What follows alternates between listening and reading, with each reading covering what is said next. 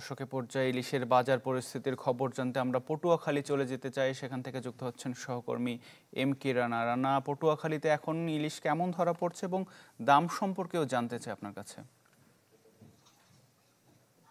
Shea butter ও vitamin E সমৃদ্ধ lily হালাল beauty soap, তারুণ্যময় উজ্জ্বল ত্বকের জন্য।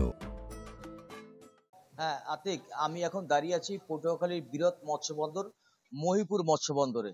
আপনি আমার পিছনে কিন্তু দেখতে পাচ্ছেন যে শত শত জেলে ট্রলার সাগর থেকে তীরে ফিরছে, সেই ফিশারি ঘাটগুলোতে ফিরছে মাছ বোঝাই করে।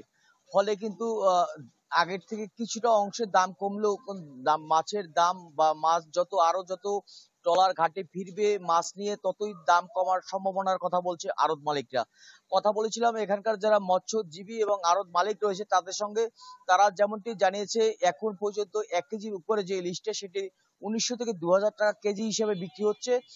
এর বাইরে কেজিতে 4টি যে জাটকা সাইজের যে ইলিশগুলো রয়েছে সেটি কিন্তু 650 থেকে 700 টাকায় বিক্রি হচ্ছে।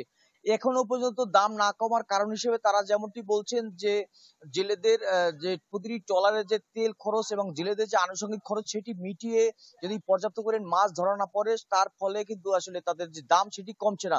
হয়তো সামনের দিনে আরো মাছ তার জেলেদের জালে ধরা পড়বে এবং তাদের যে ঘাটে নিয়ে ফিরে আসবে, তখন হয়তো মাছের দাম কিছুটা কমতে পারে।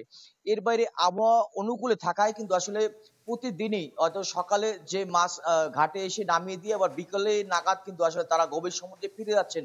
হয়তো এই ধরনের আবহাওয়া যদি বিরাজ থাকে তাহলে কিন্তু সামনের দিনে হয়তো মাছের দাম আরো কিছুটা কমতে পারে। এর বাইরে কথা বলেছিলাম জেলা মৎস্য কর্মকর্তার সাথে, তিনিও যেমনটি জানিয়েছেন যে এই আবহাওয়া মৎস্যজীবীদের জন্য অনুকূলে থাকায় কিন্তু আসলে সামনের দিনগুলোতে ঝাঁকে ঝাঁকে ইলিশ জেলেদের জালে ধরা পড়বে এবং বাজারে যে মাছের দাম সেটি কমে আসবে। এর বাইরে জেলেদের যে বিগত দিনগুলোতে যে ট্রলার ডুবির যে ঘটনাগুলো ঘটছে, ফলে কিন্তু জেলেরা এক ধরনের মধ্যে আতঙ্ক বিরাজ করছে। ফলে গভীর সমুদ্রে যাওয়ার জন্য যে প্রস্তুতি সেটা কিন্তু তারা সীমিত করেছে। ফলে সমুদ্রের কাছাকাছি থেকেই কিন্তু তারা মাছ আহরণ করছেন। আতিক, এই ছিল পটুয়াখালী থেকে মাছের বাজার থেকে সর্বশেষ। জি রানা, অনেক ধন্যবাদ যুক্ত হবার জন্য। আমরা পটুয়াখালী থেকে ইলিশের বাজার পরিস্থিতি সম্পর্কে জানছিলাম।